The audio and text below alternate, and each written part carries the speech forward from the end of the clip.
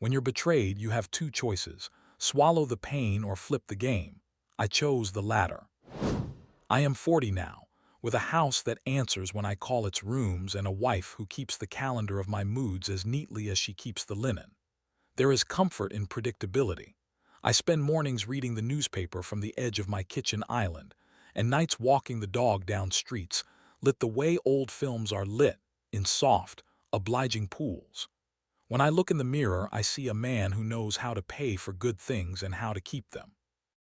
But when the neighborhood quiets down and the clock loses itself in the small hours, my mind tends to the rooms I left open long ago. The classrooms, the gym, the narrow corridor by the lockers where everything that mattered to me first made its shape. I was the kind of boy you notice when you need a fact. I could diagram a sentence while the teacher still warmed her chalk. I could recite the dates of battles with the same detached reverence you'd reserve for reading the weather. They called me a nerd, which in our little town was both an insult and a lasting classification, like a library card that never expires. The same boys who took the gym, the laughter, the girls most of us wanted, spanned their lives across the map of adolescent authority. Jocks, pranksters, kings of the unexamined realm, and I mapped my world around their edges. She arrived as if by a different rule of physics. Hair that caught light and made it private. Behind the curve of her cheek she'd keep 100 small confidences with the sun. People blinked when she moved through the hallway. Teachers forgot to be strict. Her name sounded right as punctuation when someone said it, because she made even the worst jokes sound like inside jokes. I didn't love her at first sight so much as I recognized a thing I had not known I was trying to build: an explanation. That was the first dangerous thing about her. She felt like the explanation for everything missing in me. We came from the same grade and the same circle of battered scholastic glory. She sat near me on a Thursday in biology when the teacher passed back a test and the class exhaled like a field after rain. She asked me a question about mitochondria the way someone asks for a light, not needy, not demanding, instead an offhanded charm. I answered because that was what I did. Answers arrived in me and I set them down. She smiled like a small concession and then a larger calculation. I felt flattered because flattery is a currency I was willing to spend. The relationships of adolescence are strange currencies. You trade notes and time and stolen band concerts for identity, for belonging, but the exchange rate is unpredictable. With her, my coin was information.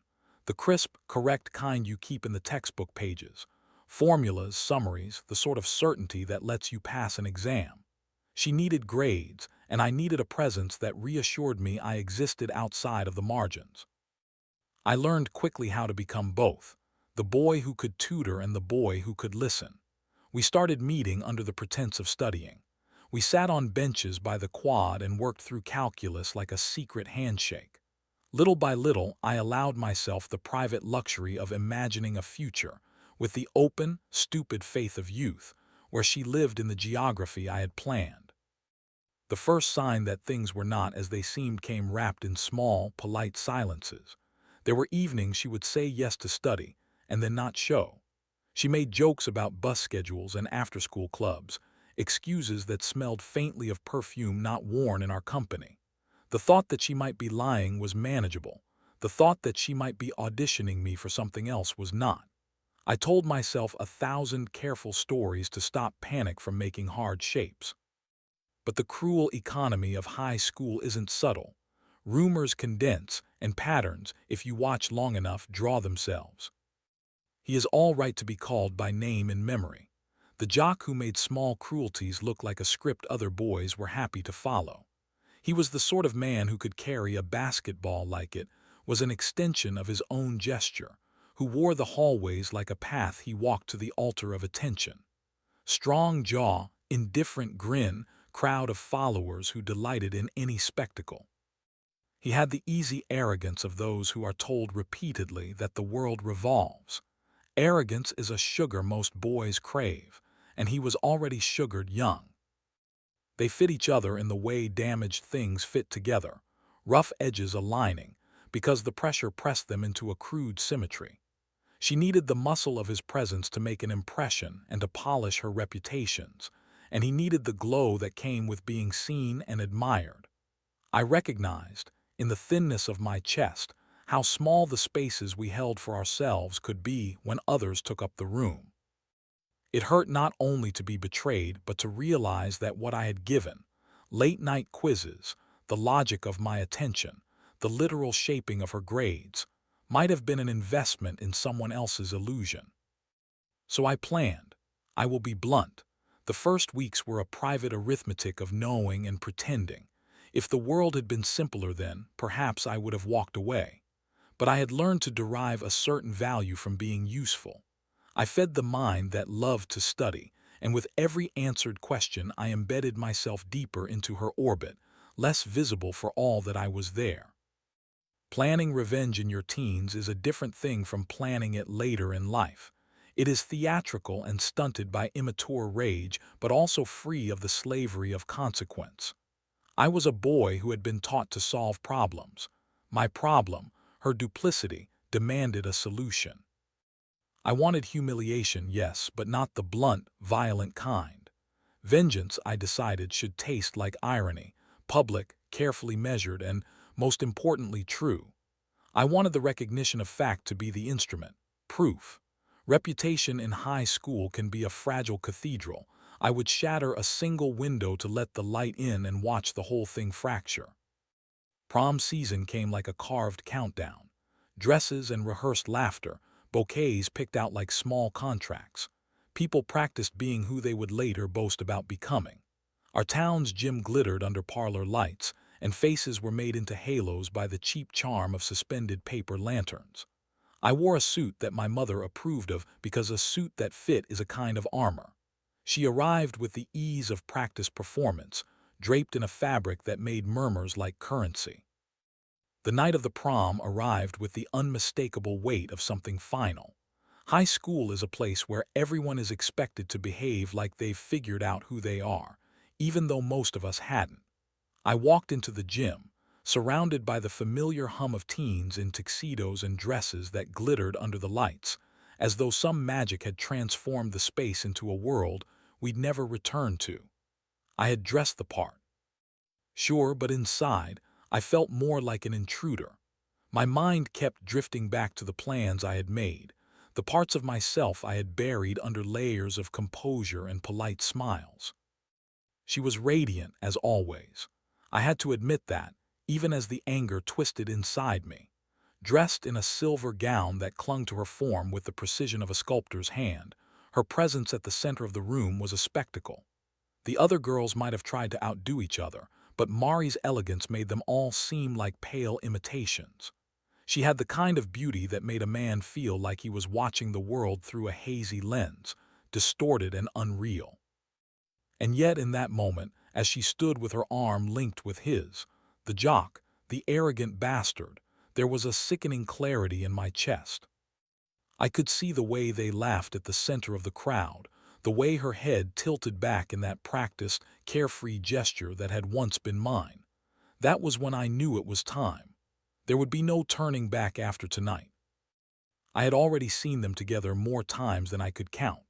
I had followed the subtle signs, the furtive glances, the whispered conversations between her and him, their touch more frequent than it should have been for someone who was just friends. The truth had been there, mocking me, while I had been playing the fool. But now I had the facts. I had gathered every shred of evidence I needed to shatter her, to expose her for the manipulative person she truly was. And I would do it in the most public way possible. The prom was the perfect stage. The last act of high school, the moment everyone would remember. The plan had taken months to piece together, and every part of it was intricate, calculated. I had chosen my ally carefully, someone who could help me with the final piece without raising suspicion. Charlie, a quiet kid with a knack for hacking into things he had no business being near. He owed me a favor. I'd helped him pass his AP exams by tutoring him over the last semester, and I'd kept his secret when he'd been caught smoking in the bathroom at lunch. It was time for him to pay back. I had given him a task, something simple at first, get access to her phone. It wasn't hard to do. She trusted me enough to leave it lying unattended when we worked on homework together. The screen unlocked with the lightest touch, and Charlie, with his quiet, unassuming fingers, pulled out every conversation, every text she'd ever sent him. But it wasn't just the messages from him I was after. No, it was the others, the ones from the other boys she'd been seeing behind my back. There was one in particular, a late-night conversation with the Jock, full of flirtations, secrets, and promises. They talked about the night ahead, the prom, how he was going to take care of things, and how she couldn't wait to finally be free of the nerd. My blood boiled as I read the words, and yet there was something oddly gratifying about seeing it all laid out, proof that I had known all along, even when I'd been too blinded by her beauty to accept the truth. The clock struck 10, and the music shifted from slow ballads to more upbeat dance songs. The gym was packed, the dance floor alive with movement. I had been pretending to enjoy myself, laughing and chatting with a few people I barely knew. But every time I looked at her, every time my eyes landed on that perfect smile of hers, my heart clenched. There she was, laughing at something he had said, twirling in his arms like she had done for me so many times in the past. The worst part was how effortlessly they fit together, like two pieces of a puzzle I hadn't even realized had already been solved.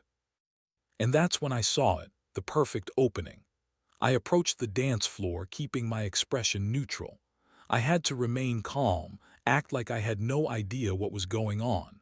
I had rehearsed this in my head countless times, but now that the moment had arrived, everything seemed sharper, more real. I stood near the edge of the crowd, watching them dance. He had one hand on her waist, his fingers wrapped around her like she was a possession, a prize to be won. The anger surged inside me again, but I kept it contained. This would be surgical, like I'd planned.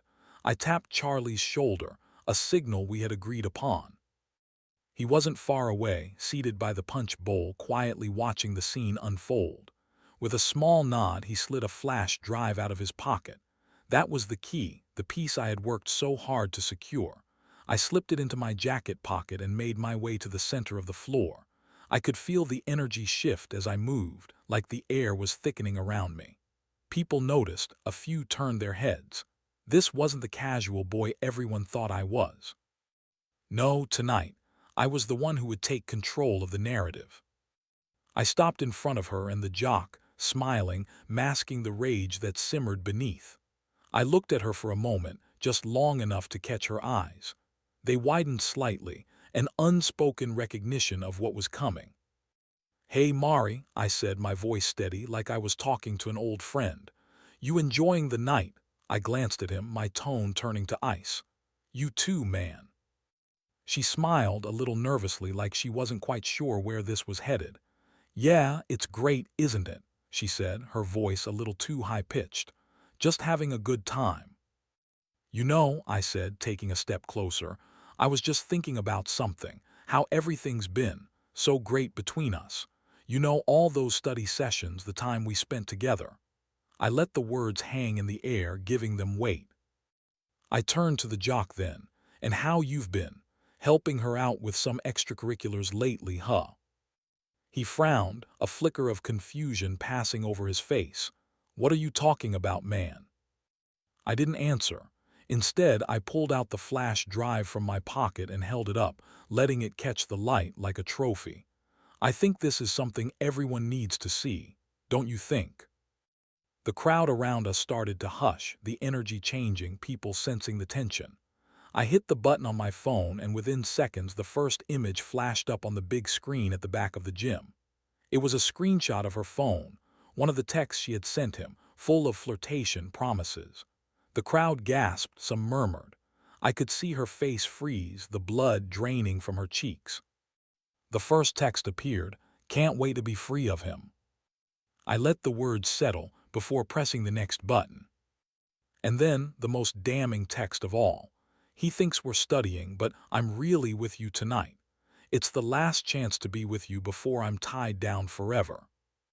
The room fell silent, and all I could hear was the sound of her breath catching in her throat. The Jock's face was red now, his pride wounded, but there was nothing he could say. Nothing anyone could say. I let the silence stretch out, watching the fallout in real time. I had been the fool, the nerd, the one ignored and humiliated. But tonight, I was the one with the power, the one who could expose the truth for what it was. I turned on my heel and walked away, not caring who saw or what they thought. I didn't need their approval. I had my own victory. When the lights went down after the prom, the gym did not return immediately to the small, ordinary world it had been before. It sat for a long time under a new layer of meaning, as if everything that had been said and shown had rearranged the furniture of people's memories. People left in clusters, whispers ricocheting between them like loose coins. Some faces were softened by sympathy, some sharpened by the relish of gossip. The jock walked with the brittle swagger of someone who had had a throne shoved from under him, and she moved with the awkward concentration of someone relearning how to put one foot in front of the other. I thought it would be enough to walk away after the reveal, to let the truth do the work and withdraw into the silence that follows any act of exposure. But secrecy breeds consequences you cannot always foresee. The next morning the school halls felt different, not the neutral geometry of before, but a landscape altered by a new map of alliances. Friends who had once smiled at me in the cafeteria now passed with eyes that measured me like a rumor. Teachers who had called my name for answers looked at me with a thin, professional caution, as if the simple arithmetic of a classroom could not contain the moral arithmetic of what I had done. Her classmates reacted in predictable human ways. Some defended her reflexively, smoothing the rough edges of her reputation into something less jagged. Others felt betrayed that they had been kept from knowing. A few of my peers who had previously taken delight in my discomfort came over with awkward, belated condolences, as if offering pity could erase the memory of mockery. The jock, for reasons I could not grasp, sought to make this a contest of endurance. He looked for a fight in every hallway, and if not a fight then some demonstration of reclaimed dignity. It was juvenile, and it moved the narrative from shame to rivalry. Home did not offer the refuge I expected. My mother's look that night was not one of triumph. It was a mixture of concern and warning, as if she recognized the moment I had stepped over a line she could not imagine stepping over herself. She pressed her lips together in a way she had when I'd once brought home a broken science project and pretended it had been experimental.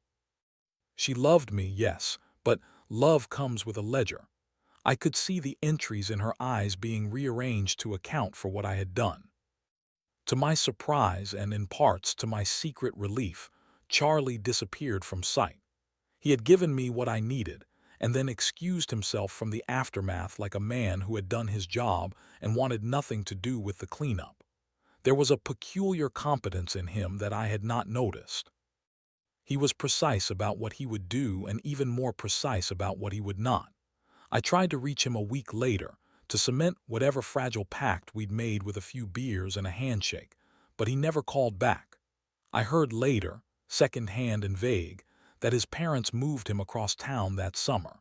A favor paid in full was supposed to be satisfying. Instead, it left a clean absence where gratitude ought to have been. There were practical consequences, too. Administrators convened, a series of adult voices talking in the low register of policy and discipline. Someone had recorded the prom moment on a phone, and the clip had spread through the internet of our high school reality, which meant what had been private and local had become public and permanent. The administration's first reaction was procedural: suspensions, inquiries, threats of expulsion if things escalated. My principal, a man who graded his metaphors as if they were essays, called me into his office with a stack of forms and a frown that suggested disappointment rather than outrage. He asked me what I had hoped to achieve. I answered, clumsy and honest in turn. I wanted the truth to be known. He asked whether truth required a public crucifixion. I had no elegant defense for the nakedness of what I had designed. Her world tilted inward in more tragic ways. I had imagined my act as reparative, correcting an injustice by the force of exposure. But humiliation is not a scalpel. It cuts not only the person you aim for but the thin tissue that keeps a small community whole. She began to avoid school the way someone avoids a place that holds the echoes of a disaster. Where she once passed like perfumed sunlight, she became a shadow at the edge of hallways, flinching when someone looked her way. I watched this from a safe distance and felt the first real, bitter knowledge that cruelty gilded as justice still leaves stains on the hands that administer it. Then the slow, inevitable inversion arrived. People began to parse motive. To the ones who had always liked dramatic narratives, I was a hero, a quiet scholar who struck back against the kingdom of cool. To others, I was a man who had weaponized exposure for private revenge. The ambiguity was a mirror that refused to smooth itself out. My friends, the small cluster who had once been willing to carry notebooks across the quad held conversations that left me sitting in the center of an idea I had not wholly meant to become. I was learning, in public and in private, that acts are never purely about the actor. They reverberate and recruit others into new shapes. Months passed and the prom became a story told in the present tense at parties, at family dinners, at any place where people like to place people into roles. I left school with a diploma and a quieter sense of what courage actually required. I had achieved a momentary clarity. I could point to facts and say, "This is true," but I had not resolved what to do with the hollow space truth sometimes leaves behind. High school is a laboratory for the simplified ethics of adolescence. Life afterward demands a language that accommodates nuance. I carried the memory into adulthood as one might carry a book with a damaged binding. Useful, sometimes referenced, but handled with a care born of the knowledge that the spine could crack further at any wrong angle. College taught me other kinds of measures, how to calibrate ambition without breaking the people around me, how to translate intelligence into contribution rather than spectacle. I watched others rush toward success with the same hunger I once had, and I tried to do things differently, to be discreet in my triumphs, humane in my curiosity. Love came the long way. The woman who would become my wife was not a spectacle and she was not a reward. She was someone who sat across from me in a small cafe and did not need me to solve the world for her. She needed the sort of steadiness my life could finally practice. With her, I learned that being loved did not require proving anything to a crowd. We built small rituals, coffee at dawn, a dog that trailed us on hikes, the slow, patient negotiations of adult life. Children arrived later, as if the family had been plotted on a map and steadily built. And still late at night, the memory of the gym, those lights, the hum, the recorded voice comes back in a kind of high definition. I do not bring it up in conversation not because it is shameful, though shame is there, but because the story is no longer a single, unambiguous thing. It is a causeway toward questions, about cruelty, about pride, about what it means to repair harm.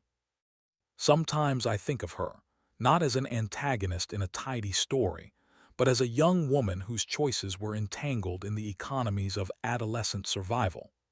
I imagine the ways the world taught her to use beauty as leverage, to treat relationships transactionally, because it had given her no language for doing otherwise. There is a small, private reckoning in that imagining. I do not absolve myself. I only attempt to understand the conditions that produced both of us. The man who threw the flash drive into the gym's light is not the man who folds laundry on Sunday mornings. Time disciplines us in strange ways. It layers empathy over the moments that once felt only hot and furious. The ache remains, but it has a new texture. It is gentler, more like the sore of a well-used muscle than the sharp stab of a recent wound. What I had once wanted more than anything was vindication. What life eventually offered was something less showy but more sustaining, the opportunity to be better than the worst hour of my life. I learned slowly that there is dignity in restraint and that the most powerful revenge upon the cruelty of youth is sometimes its quiet, adult irrelevance. Children, they grow, they forget, they remake themselves in strange and surprising ways. The gym's lights dimmed into memory, and memory settled into the corners of my life, not to be flaunted but to be understood. It's strange how life can drift by, seemingly peaceful in content, only to have something come back and catch you off guard, like a whisper from the past, sneaking in under the door when you thought the world had already forgotten. A few years ago, when everything had settled into its routine, I received a message. I hadn't heard from her in years, decades, in fact, and yet there she was on the screen of my phone like a ghost pulling at the corners of my life. Her name flashed in bold letters, Mari. I had almost forgotten how those 4 letters felt, how they used to make my heart race, both in dread and desire. Her profile picture was different, of course, an adult version of the girl who had haunted my teenage years, her beauty more polished, but somehow still unmistakably her. At first, I didn't want to open it. The years had softened the sharp edges of that night. The years had erased the anger enough to leave only a distant, uncomfortable nostalgia. But curiosity and, I'll admit, a strange sense of unfinished business compelled me to tap on the notification. The message was simple. Mari, can we talk? I know it's been a long time, but I've been thinking about everything, about the past. I think I owe you an apology. I know you probably hate me, but I hope you can hear me out. I sat there for a long time, staring at the screen. Hate. She said that word, and for a moment, I realized how long it had been since I'd allowed myself to even entertain the idea of hating her. It wasn't that I had forgiven her or forgotten everything that had happened. It was just that time, that slow, deliberate march of years, had given me enough perspective to see her as a human being, someone who had been as trapped in her own immaturity and mistakes as I had been. But still, an apology. I had no idea what she could possibly say that would make things right, if they could ever be made right. I thought about my wife, the life we had built. It was steady, full of meaning, and far removed from any lingering bitterness from my teenage years. I couldn't imagine how this conversation would fit into that life. And yet, there was a part of me that felt a pull, an old part, the part that once wanted answers, once wanted closure. I decided to reply. I'm surprised to hear from you. It's been a long time. I don't really know what you think you owe me, but I'm listening. I didn't expect her to respond quickly, but she did. Within minutes, I saw her typing, and then the reply came through, laden with a kind of rawness I hadn't anticipated. Mari, I've been living with the weight of what I did for years. I know I was terrible to you, and I know I took advantage of you. I was a mess, and I made all the wrong choices. I'm sorry. I should have been honest with you from the start. I was scared, and I was selfish, and I wanted to have everything without giving anything in return. I didn't realize how much I hurt you until much later. I've thought about you a lot. I know that doesn't fix anything, but I need you to know that I'm sorry. I read those words, and for a moment, I felt an odd quiet inside me. I wasn't sure if I was supposed to feel some grand sense of closure or relief. Maybe I was supposed to feel vindicated. But there was nothing dramatic about it. The years had turned this apology into a quiet echo rather than the grand crescendo I'd once imagined. But then she said something that made me stop. It wasn't an apology. It wasn't an explanation. It was a confession. Mari, I'm getting married soon, and I need to tell you this before I go through with it. You were the first person who really loved me. I don't know what would have happened if I hadn't been such a coward back then, but I wanted you to know, even if I couldn't say it back then. What I did to you, it was the biggest regret of my life. The words hit me harder than I expected. Regret. That was the word. I never thought I'd hear that word from her lips. Mari had always carried herself with a kind of casual arrogance back then. She was the untouchable one, the one who could move between social circles like a queen and leave no real consequences in her wake. I'd always been the one in the shadows, watching as she paraded her life like it was a well-crafted performance. And now, after all these years, she was saying she regretted it. I couldn't ignore the sting of that acknowledgement. Part of me wanted to close the door on this once and for all. But the other part of me, the one who had grown since high school, who had lived and learned from my own mistakes, understood that we are all shaped by the things we regret. I wasn't going to let this moment define me. I wasn't going to let this apology, or this attempt to reconcile, become the last chapter of our story. I took a deep breath, And then I replied as carefully as I could manage. I appreciate your apology, Mari. I really do, but I've moved on. I have a family, a life that I cherish. I'm happy. I don't need anything from you anymore. For a long time, I stared at the screen, waiting for her reply. It came eventually, but this time it was shorter, almost tentative. Mari, I understand. I needed to say it. I needed to tell you before I moved on with my life, too. I hope you find peace, and I hope your family is happy. And that was it. No more words, no more explanations. I put my phone down and sat quietly in the living room. I thought about her, about that girl who once held all my attention and my heart, about the choices she had made and the mistakes I'd made. And for the first time in a long while, I didn't feel angry.